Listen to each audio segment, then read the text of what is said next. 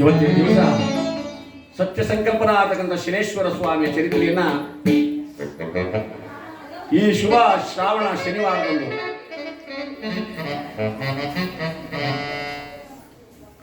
ನಮ್ಮ ಎಂ ಮಂಜಣ್ಣನವರ ಗೃಹದಲ್ಲಿ ನಿಮ್ಮ ತಾಯಿ ತಂದೆ ನರಸಿಂಹಮೂರ್ತಿಯವರು ಸರಸ್ವತಮ್ಮನವರು ಹಾಗೂ ಇವರೆಲ್ಲರ ಸಮ್ಮುಖದಲ್ಲಿ ಆ ಭಗವಂತನ ಶನೇಶ್ವರ ಸ್ವಾಮಿಯ ಚರಿತ್ರೆಯನ್ನ ಹಾಡಬೇಕು, ಕೇಳಬೇಕು ಎಂಬುದಾಗಿ ವರ್ಷಂಪ್ರತಿಯಂತೆ ಪ್ರತಿ ವರ್ಷವೂ ಕೂಡ ಆ ಭಗವಂತನ ಸೇವೆಯನ್ನು ಮಾಡಿಕೊಂಡು ಅನ್ನದಾನವನ್ನು ತಾಂಬೂಲ ದಾನವನ್ನು ಕೊಡ್ತಾ ಆ ಭಗವಂತನ ಸೇವೆಯಲ್ಲಿ ನಿರತರಾಗಿದ್ದಾರೆ. ಅದರಂತೆಯೇ ಈ ವರ್ಷವೂ ಕೂಡ ಈ ಶ್ರಾವಣ ಶನಿವಾರದಂದು ಆ ಭಗವಂತನ ಚರಿತ್ರೆಯನ್ನು ಹಾಡೋದಕ್ಕೆ ಕೇಳೋದಕ್ಕೆ ನಮ್ಮನ್ನೆಲ್ಲ ಬರಮಾಡಿಕೊಂಡಿದ್ದಾರೆ. ಭಗವಂತ ಅವರಿಗೆ ಅವರ ಮನೆ ಮಂದಿಗೆ ಆಯುರಾರೋಗ್ಯ ಆಯುಷು ಭಾಗ್ಯವನ್ನು ಕೊಟ್ಟು ಕಾಪಾಡಲಿ ಅಂತ ಹೇಳ್ತಾ ನಾವೀಗ ಕಥಾಭಾಗವನ್ನು ಪ್ರಾರಂಭ ಮಾಡೋಣ.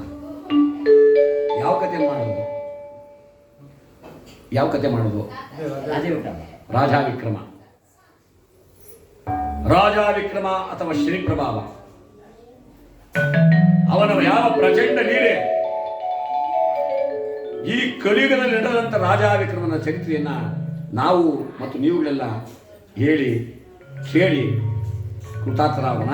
ಕಥಾಭಾಗವನ್ನು ಶುರು ಮಾಡಿದ ಮುಂಚೆ ನನ್ನ ಪರಮಪೂಜ್ಯ ವಿದ್ಯಾ ಗುರುಗಳಾದ ದಿವಂಗತ ಕೆ.ಎಸ್. ಮಹಾದೇವ ಶಾಸ್ತ್ರಿಗಳ ಚರಣಾರವಿಂದಕ್ಕೆ ನನ್ನ ವಂದನೆಯನ್ನು ಸಮರ್ಪಣೆ ಮಾಡಿ ಕಥಾಭಾಗವನ್ನು ಪ್ರಾರಂಭ ಮಾಡ್ತಾ ಇದ್ದೀನಿ.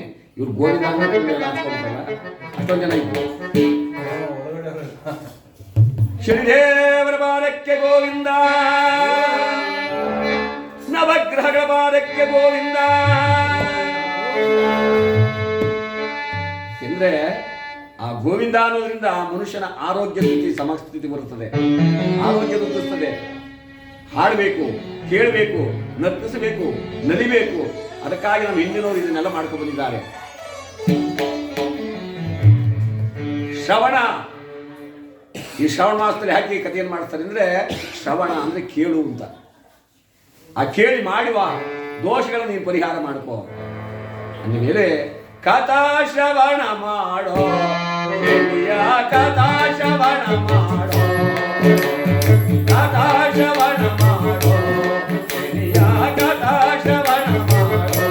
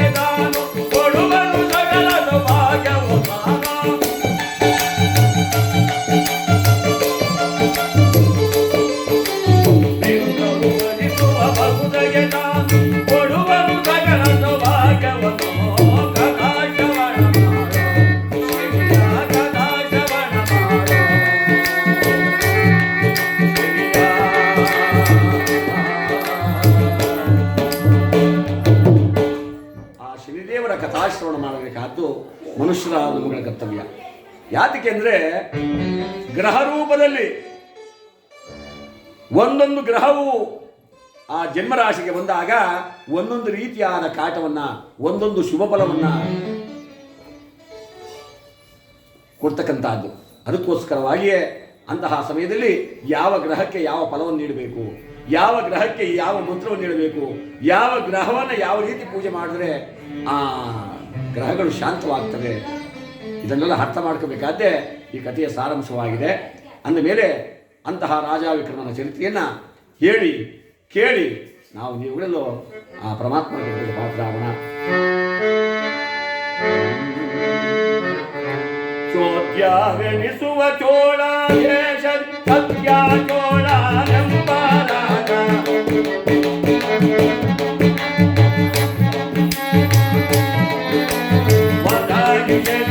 ಪ್ರಭಾವ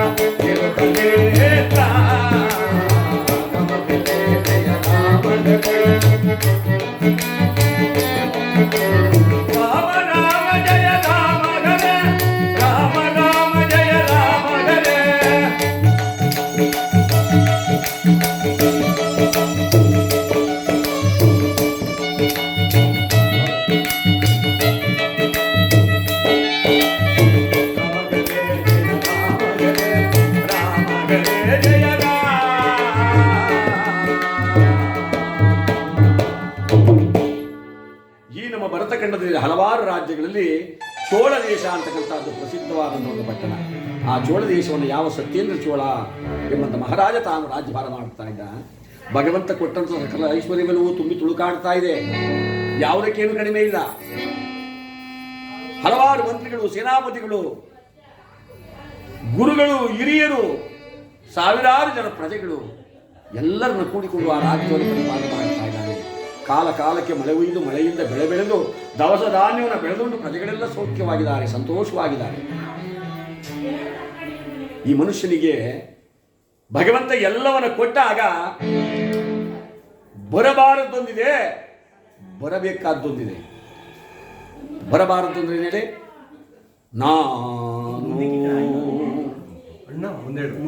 ನಾನು ಅಂತಕ್ಕಂಥ ಅಹಂಕಾರವನ್ನು ಬಿಟ್ರೆ ಮನುಷ್ಯ ತನ್ನನ್ನು ತಾನೇ ಹಾಳು ಮಾಡ್ಕೋತಾನೆ. ಅಗ್ನಿ ಹುಟ್ಟಿದ ಸ್ಥಳವನ್ನು ಯಾವ ರೀತಿ ನಾಶ ಮಾಡುತ್ತೆ, ಹಾಗೆ ಅಹಂಕಾರ ಹುಟ್ಟಿದ ಮನುಷ್ಯ ತನ್ನನ್ನು ತಾನೇ ನಾಶ ಮಾಡ್ಕೋತಾನೆ. ಬರಬೇಕಾದ್ದು ಅಂದರೆ ಸಾತ್ವಿಕ ಗುಣ, ಧರ್ಮಗುಣ, ದಯಾರಸ ಗುಣ. ಇದು ಎಲ್ಲರಲ್ಲೂ ಬರೋಲ್ಲ ಅಷ್ಟು ಸುಲಭವಾಗಿ. ಇಲ್ಲಿ ಮಹಾರಾಜನಿಗೆ ಬಂದದ್ದೇನು ಗೊತ್ತಾ, ನಾನು ಅಹಂಕಾರ ಬಂದಿತ್ತು. ಅಹಂಕಾರ ಬಂದಾಗ ಯಾರಾದರೂ ಋಷಿಗಳನ್ನ, ಯತಿಗಳನ್ನ, ಸಾತ್ವಿಕರನ್ನ, ಬ್ರಾಹ್ಮಣೋತ್ತಮರನ್ನ ಕಂಡರೆ ಹೀಯಾಳಿಸಲು ಶುರು ಮಾಡಿದ. ಭಗವನ್ ನಾಮ ಸ್ಮರಣೆಯನ್ನ ಕೇಳದೆ ತಾನು ನಿರಾಕರಿಸುವಂತೆ ಆಗಿದ್ದ. ಒಬ್ಬ ಬ್ರಾಹ್ಮಣೋತ್ತಮ ತನ್ನ ಸಭಾಸ್ಥಾನಕ್ಕೆ ಬಂದಾಗ ಅವನಿಗೆ ಹಿಂಸಿಸಿ ಅವನ ಕೋಪ ದೃಷ್ಟಿಗೆ ಪಾತ್ರನಾದ. ಅವನು ಶಾಪ ಕೊಟ್ಟಿದ್ದಾನೆ, ಏನಂತ, ನೀನು ತಿನ್ನುವ ಅನ್ನ ಹುಳುವಾಗಲಿ. ಊಟಕ್ಕ ಕುಳಿತುಕೊಂಡ್ರೆ ಅನ್ನದಿಂದ ಹುಳು ಹುಡ್ಕೊಂಡ್ಬಿಡ್ಬೋದು. ಅನ್ನದ ಮೇಲೆ ಕೈ ಇಟ್ಟರೆ ಸಾಕು, ಅನ್ನವೆಲ್ಲ ಹುಳುವಾಗಿರೋದು. ಅನ್ನಗದ ಪ್ರಾಣ, ಅನ್ನವೇ ತ್ರಾಣ, ಅನ್ನವೇ ಪ್ರಾಣ, ಅನ್ನವೇ ಮೋಕ್ಷ. ಹೀಗಿರುವಾಗ ಅನ್ನವೇ ಉಳುವಾದ ಮೇಲೆ ಬದುಕಿರೋದು ಹೇಗೆ ಮನುಷ್ಯ?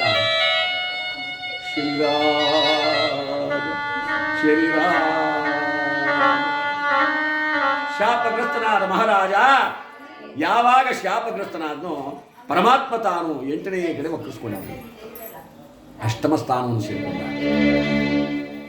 ಎಲ್ಲಿಲ್ಲದ ದೂರು ದುಪ್ಪಟ್ಟೆಗಳು ಬಂದೋ, ನಂಬಿದ ಹೆಂಡತಿಯ ಕೈ ಹಿಡಿದ ಹೆಂಡತಿಯೇ ಚೀ ತೂ ಅನ್ನುವ ಕಾಲ ಬಂತು. ತಾನಾಡುತ್ತಿದ್ದ ಪ್ರಜೆಗಳೇ ಯಾಕೆ ಈ ರಾಜ್ಯಭಾರವನ್ನು ಮಾಡಬೇಕು, ಎಲ್ಲಿ ಯಾರು ತೊಲಗು ಅಂತಕ್ಕಂಥ ಯಾವಾಗ ಇದೆಲ್ಲ ಬರುತ್ತೆ ಅಂದರೆ ಪರಮಾತ್ಮ ತಾನು ಪೂರ್ಣನಾದಾಗ. ಎಷ್ಟೇ ವಿದ್ಯಾವಂತನಾಗಲಿ, ಎಷ್ಟೇ ಸಿರಿವಂತನಾಗಲಿ, ಎಷ್ಟೇ ಹಣವಂತನಾಗಲಿ, ಎಷ್ಟೇ ಯೋಗ್ಯವಂತನಾಗಲಿ, ಅವನನ್ನು ಅಯೋಗ್ಯ ಮಾಡತಕ್ಕಂಥದ್ದು ಆ ಪರಮಾತ್ಮನಿಗೆ ಶಕ್ತಿ. ಹೀಗಿರಬೇಕಾದ್ರೆ ಈ ಬೆನ್ನಿನಲ್ಲಿ ಬೆನ್ನುಪಣಿ ಅಂತಕ್ಕಂಥ ಒಂದು ಗಾಯವಾಗ್ಬಿಡುತ್ತೆ. ಸಾಮಾನ್ಯವಾಗಿ ನೀವೆಲ್ಲ ಕೇಳಿರ್ಬೇಕು ಬೆನ್ನುಪಣಿ ಗಾಯ ಅಂತ. ಆ ಗಾಯದ ಹೆಸರು ಅಂದರೆ ಕಂಡ್ರೆ ಬಿಟ್ಬಿಟ್ಬಾ, ಕಾಂಡ್ರೆ ಕರ್ಕೊಂಬ ಅಂತ. ಅಂದ್ರೆ ಅರ್ಥ ಏನೋ, ಅದು ಕಂಡ ತಕ್ಷಣ ಔಷಧೋಪಚಾರವನ್ನು ಮಾಡಿಸಿ ಒಳ್ಳೆ ವೈದ್ಯರಿಂದ ಅದನ್ನು ಉಪಚರಿಸದೆ ಅದು ವಾಸಿ ಮಾಡ್ಬೋದು. ಅದನ್ನೇನಾದ್ರು ನಾವು ಅಸಡ್ಡೆ ಮಾಡಿಬಿಟ್ರೆ ಮನುಷ್ಯ ಬದುಕೋದೇ ಇಲ್ಲ. ಅಂತಹ ಭಯಾನಕವಾದಂಥ ಗಾಯ, ಅಂತಹ ಗಾಯವಾಗಿದೆ ಬೆನ್ನಿನ ಮೇಲೆ. ಆ ನೋವನ್ನು ತಡೆಯಲಾರದೆ ಮನಸೊಳ್ಳೆಗಳು ಕಿತ್ತು ತಿನ್ನುತ್ತಿವೆ. ರಾಜ್ಯ ಕೋಶಾದಿಗಳನ್ನು ಬಿಟ್ಟ, ಎಲ್ಲರಿಂದ ನಿಂದನೆಗೊಳಗಾದ, ಈ ಪ್ರಪಂಚವೇ ಬೇಡ ಅಂತಕ್ಕಂಥ ಸ್ಥಿತಿಗೆ ಬಂದ್ಬಿಟ್ಟ ಸತ್ಯೇಂದ್ರ ಚೋಳ ಮಹಾರಾಜ.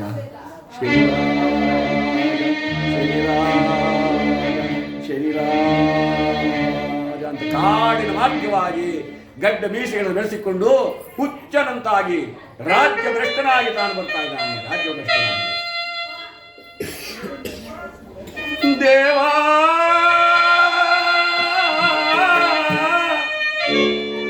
ಶನಿದೇವಾ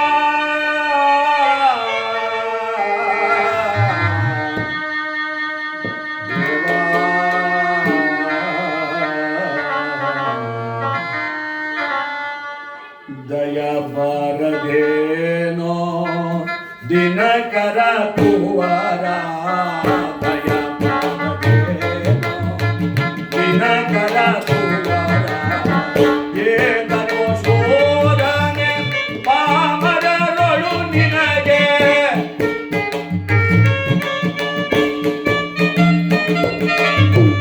ಏತನೋ ಶೋಧನೆ ಪಾಮರರೊಳು ನಿನಗೆ, ಸಾಕು ಮಾಡೋ ಏದರಿತ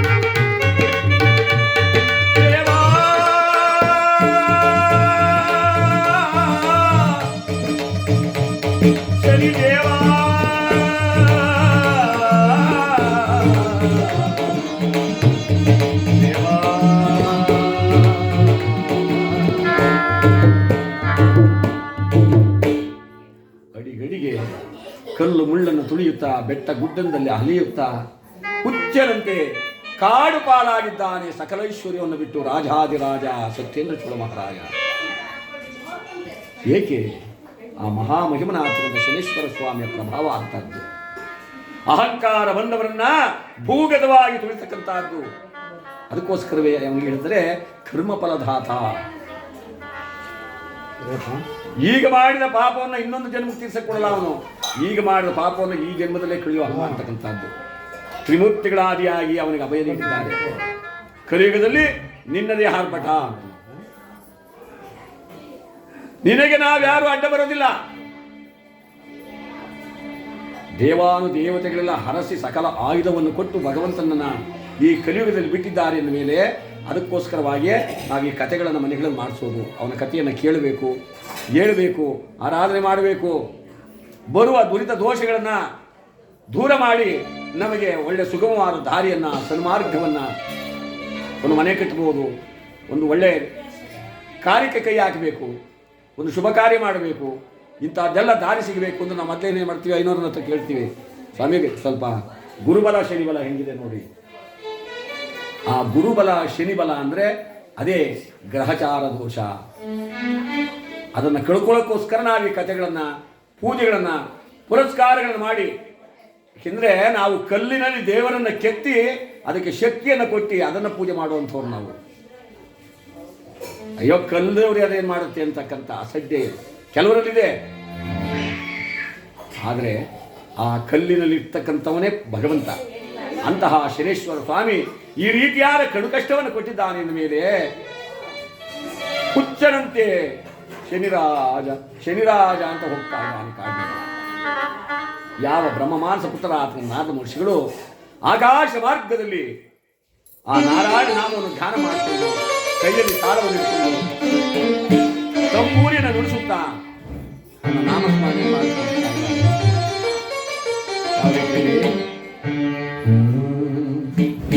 ಶನಿ ದೇವ ಸೂರ್ಯ ಕುಮಾರ ನಿನಗೆ ವಂದನೆ ಸ್ವಾಮಿ, ನಿನಗೆ ವಂದನೆ. ಶನಿ ದೇವ ಸೂರ್ಯ ಕುಮಾರ ನಿನಗೆ ವಂದನೆ ಸ್ವಾಮಿ, ನಿನಗೆ ವಂದನೆ. ಕಾಕಾವಾಗನ ಕಲಿಯುಗದೊಡೆಯ ಕರೆವೆವೋ ನಿನ್ನ ಕರವನ್ನು ಮುಗಿದು ಬೇಡಿಕೊಂಡೆ ವರವ ನೀಡಯ್ಯ ಸ್ವಾಮಿ, ವರವ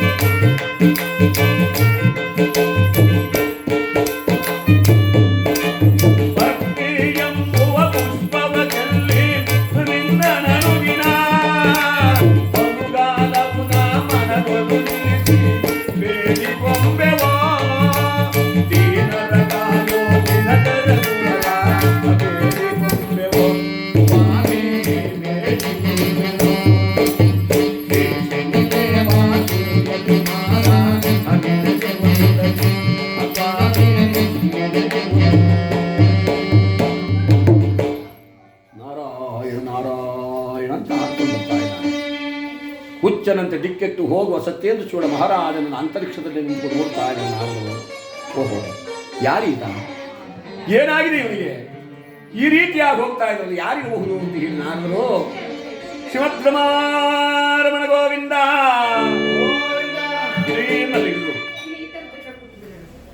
ಎಲ್ಲೇ ಆ ನಾರದ ಮಹಾತ್ಮರು ಸತ್ಯೇಂದ್ರ ಚೋಳ ಮಹಾರಾಜನಿಗೆ ಎದುರಿಗಿಳಿದಾಗ ಸತ್ಯೇಂದ್ರ ಚೋಳ ಮಹಾರಾಜ ಕೈ ಮುಗಿದು ಕೇಳ್ಕೊತಾನೆ, ಜೈ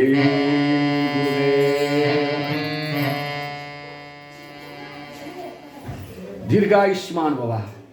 ನಾನೆಲ್ಲೂ ನೋಡ್ದಾಗಿದೆಯಲ್ಲ ಈತನ, ಯಾರೀತ, ಎಲ್ಲೋ ನೋಡಿದಂತಿದೆ. ನೀನು ಯಾರಪ್ಪ ಅಂದ್ರೆ, ಸ್ವಾಮಿ ನೀವು ಅದೆಷ್ಟೋ ಸಾರಿ ನನ್ನ ಅರಮನೆಗೆ ಬಂದಾಗ ನಿಮ್ಮ ಪಾದ ಸೇವೆಯನ್ನು ಮಾಡಿ ಊಟಕ್ಕಿಟ್ಟು ಅನುಗಾಲವು ನಿಮ್ಮನ್ನ ಭಜಿಸಿ ಪೂಜಿಸಿ ಕಳಿಸ್ತಾ ಇದ್ದಂಥ ಸತ್ಯೇಂದ್ರ ಚೋಳ ಮಹಾರಾಜ ನಾನೇ ಅಲ್ಲವೇ ಗುರುಗಳೇ? ನಾರಾಯಣ ನಾರಾಯಣ ನಾರಾಯಣ. ನೀನೊಬ್ಬ ರಾಜ, ಹಲವಾರು ಮಂತ್ರಿಗಳು, ಹಲವಾರು ಸೇನಾಪತಿಗಳು ಎಲ್ಲರಿಂದ ಕೂಡಿ ರಾಜ್ಯಭಾರ ಮಾಡುವಂಥ ಪ್ರಭು, ಇದೇನಪ್ಪ ಈ ರೀತಿ ಕಾಡಿನಲ್ಲಿ ಗಡ್ಡ ಮೀಸೆಗಳನ್ನು ಬೆಳೆಸಿಕೊಂಡು ಹುಚ್ಚನಂತೆ ಈ ರೀತಿಯಾಗಿ ಹೋಗ್ತಾ ಇದೆಯಾ? ಏನು ಮಾಡಲಿ ಸ್ವಾಮಿ, ಈ ಪಾಪಿ ಜನ್ಮ ಬದುಕಿರಬಾರದು. ನನ್ನಂತ ಪಾಪಿಗಳು ಈ ಭೂಮಿಗೆ ಭಾರವಾಗಿ ಉಳ್ಕೊಂಡಿರಬಾರದು ಸ್ವಾಮಿ, ಉಳಿದಿರಬಾರದು. ಏಕೆಗೆ ಮಹಾರಾಜ, ಏನಾಯಿತು ಸ್ವಾಮಿ? ಆ ಮಹಾನುಭಾವ ಶನಿದೇವ 8ನೇ ಗಿಡಕ್ಕೆ ವಕ್ರಿಸಿಕೊಂಡು ನನಗೆ ಈ ಗತಿಗೆ ತಂದಿದ್ದಾನೆ. ಇಲ್ಲ ಸಲ್ಲದ ದೂರು ದುಪ್ಪಟ್ಟೆಗಳನ್ನು ಹೊತ್ತು ರಾಜ್ಯ ಕೋಶಾದಿಗಳನ್ನು ತೊರೆದು ಹೆಂಡತಿ ಮಕ್ಕಳನ್ನು ಪ್ರಜೆಗಳನ್ನು ಎಲ್ಲರನ್ನು ಬಿಟ್ಟು ಕಾಡು ಪಾಲಾಗಿ ಬರ್ತಾ ಇದ್ದೀನಿ. ಈ ಬೆನ್ನಿನಲ್ಲಿ ಬೆನ್ನು ಪಡಿ ಅಂತಕ್ಕಂಥ ಗಾಯವಾಗಿ ನೊಣ ಸೊಳ್ಳೆಗಳು ಕಿತ್ತು ತಿನ್ನುತ್ತಿವೆ, ರಕ್ತ ಕೀವು ಸೋರುತ್ತಿದೆ. ನಾನಿನ್ನೂ ಬದುಕಿರಬೇಕೆ ಸ್ವಾಮಿ ಈ ಭೂಮಿ ಮೇಲೆ? ನಾನು ಈ ಭೂಮಿಗೆ ಭಾರ, ನನ್ನಂಥವ್ರು ಉಳಿಕೋಬಾರ್ದು ಸ್ವಾಮಿಯೇ, ಉಳಿದಿರಬಾರ್ದು. ಏನು ಮಾತಾಡ್ತಾ ಇದ್ದೀವಿ ಮಹಾರಾಜ? ಕಷ್ಟ ಬಂದ ಕ್ಷಣಕ್ಕೆ ಪ್ರಾಣ ಬಿಟ್ಟೋದು ಅಂತ ತೀರ್ಮಾನವೇ ಇಲ್ಲ. ಕಷ್ಟ ಬಂದರೆ ಅದನ್ನು ಪರಿಹಾರ ಹೇಗೆ ಮಾಡ್ಕೋಬೇಕು ಅಂತ ನಾವು ತಿಳ್ಕೋಬೇಕು. ಹೇಗೆ ಮಾಡ್ಕೊಳ್ಳಿ ಸ್ವಾಮಿ? ಈ ನನ್ನ ಕಷ್ಟವನ್ನು ಪರಿಹಾರ ಮಾಡೋರು ಯಾರಿದ್ದಾರೆ ಮಹಾರಾಜ? ನಿನಗೆ ಬಂದಿರುವ ಕಷ್ಟವನ್ನ ಬಹಳ ಅತಿಶಯವಾದ ದೊಡ್ಡ ಕಷ್ಟ ಅಂತ ಹೇಳ್ಕೊತಾ ಇದೆಯಾ? ನಿನಗಿಂತಲೂ ಮಹಾ ಕಷ್ಟವನ್ನು ಪಟ್ಟಂತವ್ರು ಈ ಪ್ರಪಂಚದಲ್ಲಿ ಎಷ್ಟು ಜನ ಇದ್ದಾರೆ? ನಳ, ಹರಿಶ್ಚಂದ್ರ, ಪುರೂರವ, ಮಹಾಂದಾತ, ಜಗದ್ರಕ್ಷಕನಾದ ರಾಮದೇವ, ಸತ್ಯಸಂಧನಾದ ಪಾಂಡವರು, ಲೆಕ್ಕ ಹಾಕೊಂಡು ಹೋದರೆ ಕೋಟಿ ಕೋಟಿ ಜನಗಳು ಆ ಭಗವಂತನ ಕ್ರೂರ ದೃಷ್ಟಿಗೆ ಸಿಕ್ಕಿ ಕಷ್ಟಪಟ್ಟಿದ್ದಾರೆ. ನಿನ್ನ ಕಷ್ಟವೇ ದೊಡ್ಡ ಕಷ್ಟ ಅಂತ ತಿಳ್ಕೊಂಡು ದುಃಖ ಪಡಬೇಡ. ಎಲ್ಲದಕ್ಕಿಂತಲೂ ಮಿಗಿಲಾಗಿ ಈ ಕಲಿಯುಗದಲ್ಲಿ ರಾಜ ವಿಕ್ರಮ ಪಟ್ಟಂಥ ಕಷ್ಟವನ್ನು ಸ್ಮರಿಸಿಕೊಳ್ಳುವುದಾದರೆ, ನಿನಗೆ ಬಂದಿರತಕ್ಕಂಥ ಕಷ್ಟ ಅವನು ಪಟ್ಟಂಥ ಕಷ್ಟದಲ್ಲಿ ಒಂದು ಮುಳ್ಳಿನ ಮನೆಯಷ್ಟು, ಒಂದು ಎಳ್ಳಿನ ಮನೆಯಷ್ಟು ಕೂಡ ಸಮನಲ್ಲ ಮಹಾರಾಜ, ಸಮನಲ್ಲ. ನಾರಾಯಣ ನಾರಾಯಣ ನಾರಾಯಣ. ಗುರುಗಳೇ, ರಾಜ ವಿಕ್ರಮನ ಚರಿತ್ರೆಯನ್ನ ಕೇಳಿದ್ದೀಯಾದರೆ ಆ ಶನಿ ಪಿಡಿದಿದ್ದರೂ ಕೂಡ, ಕ್ರೂರನಾಗಿದ್ದರೂ ಕೂಡ ಶಾಂತನಾಗ್ತಾನೆ ಅಂತ ಶಾಸ್ತ್ರಗಳು, ಶ್ರುತಿಗಳು ಸಾರಿ ಹೇಳ್ತಾ ಇವೆ.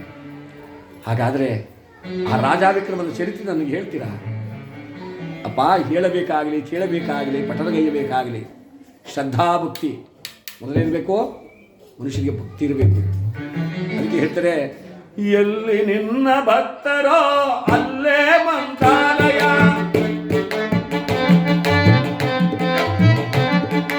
ಎಲ್ಲಿ ನಿನ್ನ ಭಕ್ತರೋ ಅಲ್ಲೇ ಮಂತ್ರಾಲಯ, ಎಲ್ಲಿ ನಿನ್ನ ನೆನೆವರೋ ಅಲ್ಲೇ ದೇವಾಲಯ, ಎಲ್ಲಿ ನಿನ್ನ ನೆನೆವರೋ ಅಲ್ಲೇ ದೇವಾಲಯ. ನಿನ್ನ ಅರಿತ ಹೃದಯವೇ,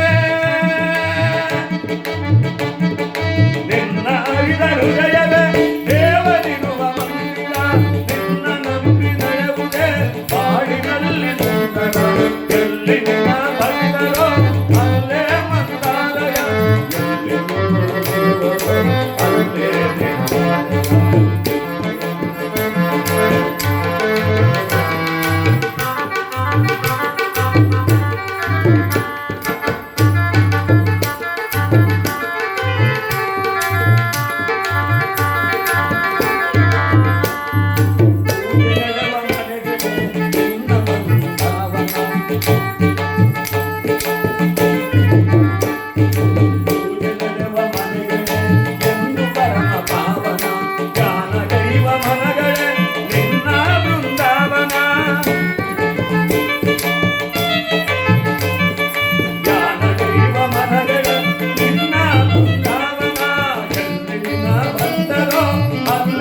ಮಂತ್ರಾಲಯ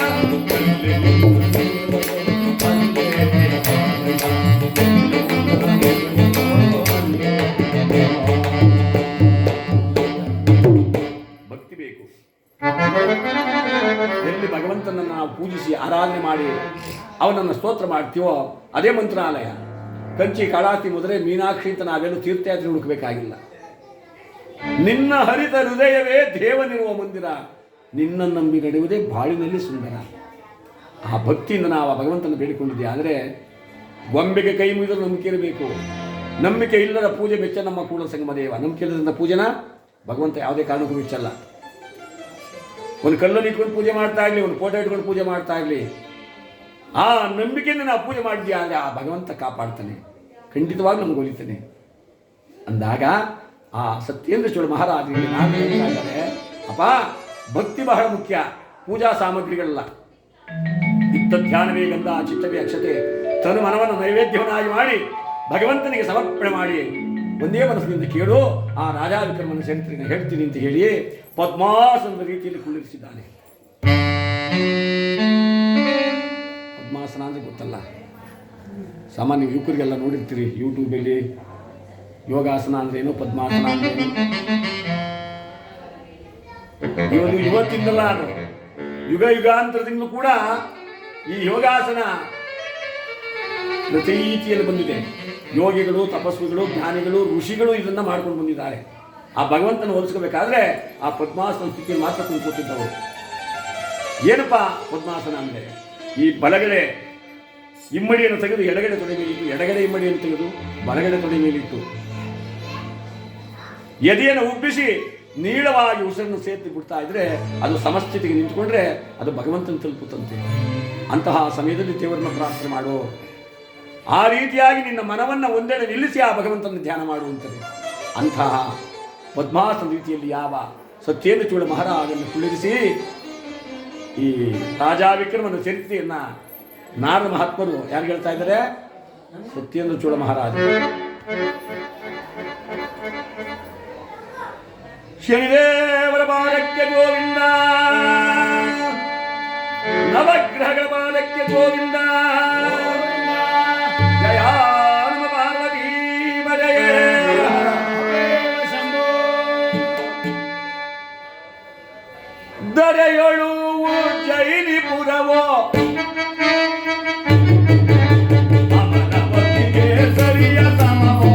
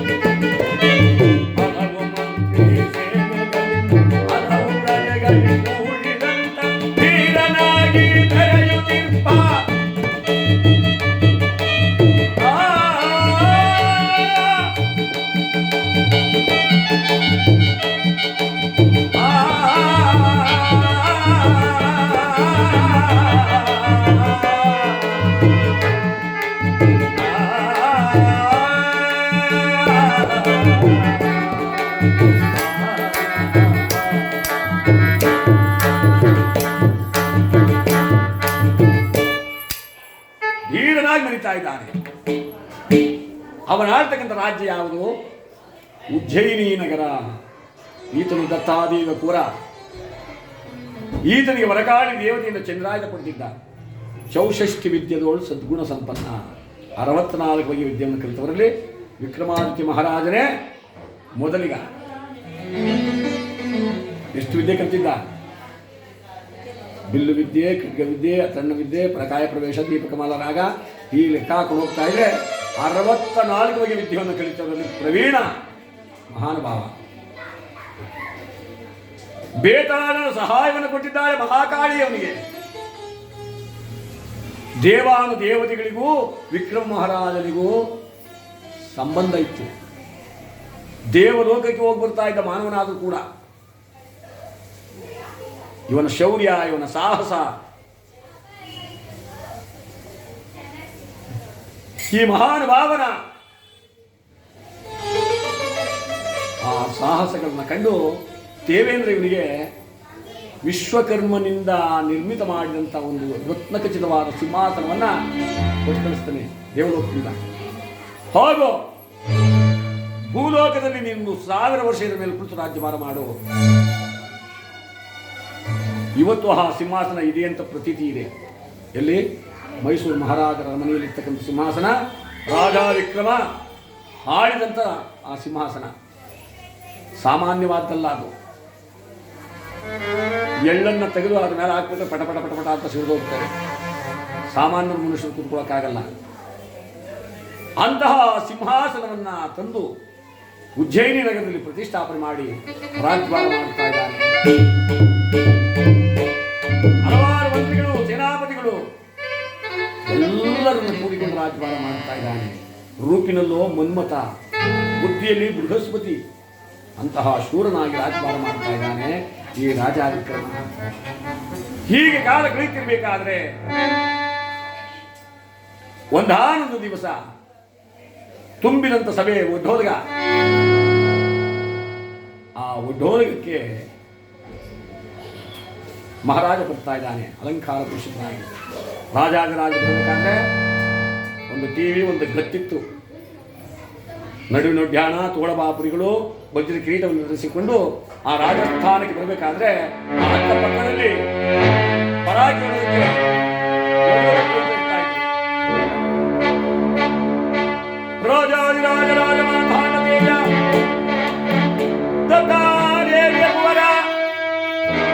ವಿಕ್ರಮಾದಿತ್ಯ ಮಹಾರಾಜ್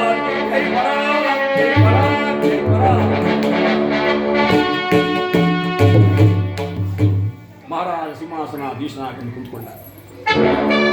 ಸಭೆಯೆಲ್ಲ ಎದ್ದು ನಮಸ್ಕಾರ ಮಾಡುತ್ತಾ ಇದೆ.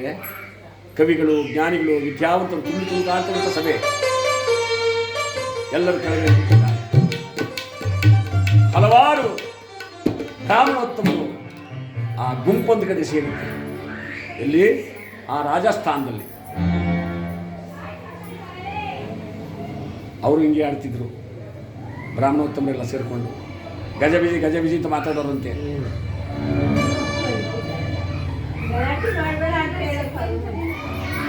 ಮಹಾರಾಜ ಕೇಳಿದ್ರೆ, ಏನದು ಶಬ್ದ? ಸ್ವಾಮಿ, ನವಗ್ರಹಗಳ ವಿಚಾರವಾಗಿ ಇವತ್ತು ಮಾತಾಡ. ಅಂದ್ರೆ ಯಾವ ಯಾವ ಗ್ರಹಗಳನ್ನ ಯಾವ ರೀತಿಯಾಗಿ ಪೂಜೆ ಮಾಡಬೇಕು, ಯಾವ ಯಾವ ಗ್ರಹಗಳನ್ನ ಪೂಜೆ ಮಾಡಿದ್ರೆ ಆ ಗ್ರಹಗಳು ಏನು ಫಲವನ್ನು ಮನುಷ್ಯನು ಕೊಡ್ತವೆ, ಯಾವ ಗ್ರಹಗಳು ಕ್ರೂರವಾದಾಗ ಮನುಷ್ಯನಿಗೆ ಏನು ಕಾಟವನ್ನು ಕೊಡ್ತವೆ, ಇದನ್ನೆಲ್ಲ ತಿಳ್ಕೊಳ್ತಕ್ಕಂಥ ಯಾವ ಯಾವ ಗ್ರಹಕ್ಕೆ ಏನು ಫಲವನ್ನು ಕೊಡಬೇಕು, ಯಾವ ರೀತಿ ಪೂಜೆ ಮಾಡಬೇಕು, ಯಾವ ಪುಷ್ಪವನ್ನು ಹಾಕಬೇಕು, ವಿಕ್ರಮಾದಿತ್ಯ ಮಹಾರಾಜ ಹೇಳಿದ್ದಾರೆ.